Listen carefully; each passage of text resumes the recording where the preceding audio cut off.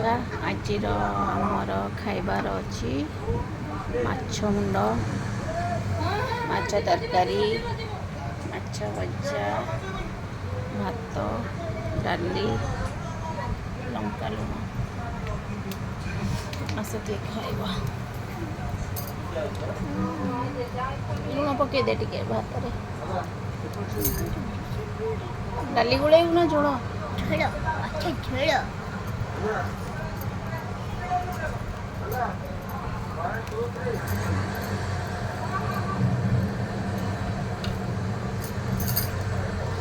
ପଡ଼ିବ।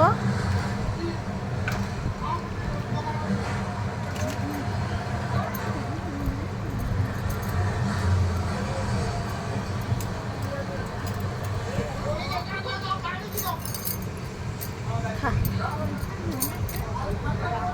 ଆଉ ଲୁଣ ପକେଇବୁ?